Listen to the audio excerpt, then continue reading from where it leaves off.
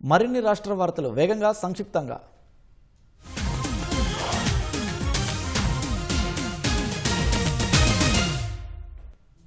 జగిత్యాల జిల్లాలో పలు అభివృద్ధి పనుల ప్రారంభోత్సవానికి వచ్చిన మంత్రి పొంగులేటి శ్రీనివాస్ రెడ్డికి రాష్ట్ర వెలుమ కార్పొరేషన్ చైర్మన్ జువాడి నరసింగరావు స్వాగతం పలికారు. అనంతరం పట్టణంలోని కాంగ్రెస్ పార్టీ కార్యాలయానికి ఆహ్వానించారు. ఈ మేరకు పలువురు నాయకులు మంత్రిని ఘనంగా సన్మానించారు. మెట్పల్లి పురపాలక అధికారులు ఏర్పాటు చేసిన వన మహోత్సవం కార్యక్రమంలో భాగంగా మంత్రి పొంగులేటి జువాడి నరసింగరావుతో కలిసి మొక్కలను నాటారు. 2 పడకల గదుల ఇళ్లకు అవసరమయ్యే మౌలిక సదుపాయాలు కల్పించేందుకు చర్యలు చేపట్టామని ప్రభుత్వ విప్ ఎమ్మెల్యే ఎన్ఎం శ్రీనివాసరెడ్డి అన్నారు. అది పూర్తయిన వెంటనే అర్హులైన లబ్ధిదారులకు ఇళ్లను కేటాయిస్తామన్నారు.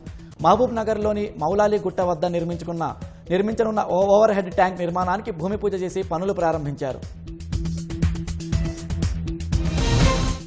పెద్దపల్లి జిల్లా మంథనిలో మంత్రుల పర్యటన కోసం కోట్ల రూపాయల ప్రజాధనం వృధా చేశారని మంథని మాజీ ఎమ్మెల్యే పుట్ట మధుకర్ విమర్శించారు. కాంగ్రెస్ ప్రభుత్వం అధికారంలోకి వచ్చి 3 ఏళ్లు పూర్తవుతున్న అభివృద్ధి మాత్రం శిలాఫలకాలకే పరిమితమైందని ఆయన ఆరోపించారు. 3 రోజుల క్రితం మంథనికి మంత్రులను తీసుకువచ్చి భారీగా ఖర్చు చేశారని, కానీ నియోజకవర్గానికి దక్కిన ప్రయోజనం ఏమిటో చెప్పాలని ప్రశ్నించారు. కాంగ్రెస్ పార్టీ ఆటో డ్రైవర్లకు ఇచ్చిన హామీలు అమలు చేయాలని డిమాండ్ చేస్తూ పెద్దపల్లిలో ఆటో డ్రైవర్లు, ఓనర్లు ఆందోళన నిర్వహించారు.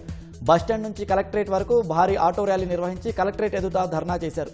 మహాలక్ష్మి పథకం వల్ల ఆటో డ్రైవర్లు ఉపాధి కోల్పోయి రోడ్డున పడ్డారని అన్నారు.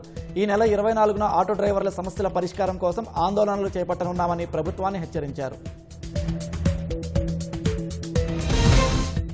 రాష్ట్రంలో నూతనంగా ప్రవేశపెట్టిన 22A వ్యతిరేకంగా నిర్మల్ కలెక్టరేట్ ముందు బీజేపీ నాయకులు నిరసన ప్రదర్శన చేపట్టారు.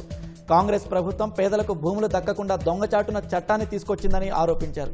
గత ప్రభుత్వ ధరణి పేరుతో పేదల భూములు దోచుకుంటే ఇప్పుడు కాంగ్రెస్ ప్రభుత్వం భూదోపిడికి ప్రయత్నిస్తోందని ఆరోపించారు. మంత్రులపై న్యాయపరమైన చర్యలు తీసుకోవాలని, రెవెన్యూ మంత్రి పొంగులేటి శ్రీనివాసరెడ్డిని బర్తరఫ్ చేయాలని డిమాండ్ చేశారు.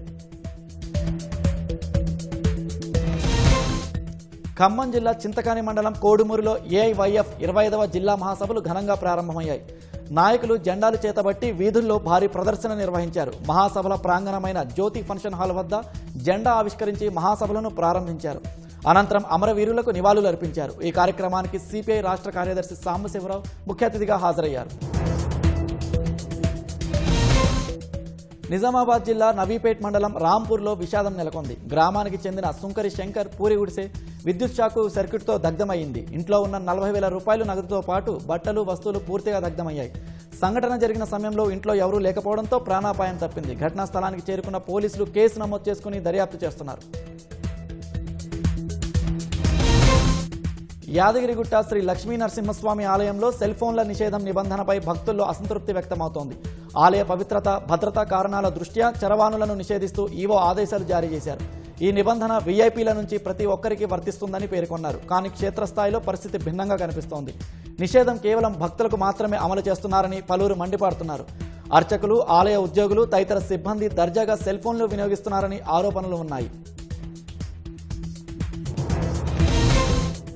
హన్మకొండలో ఆయుర్వేద విద్యార్థులు స్టైఫండ్ కోసం ఆందోళనకు దిగారు. 1000 స్తంభాల ఆలయం నుంచి వరంగల్ కలెక్టరేట్ వరకు ర్యాలీగా వెళ్లి కలెక్టరేట్ గేటు ఎదుట విద్యార్థులు ధర్నా నిర్వహించారు.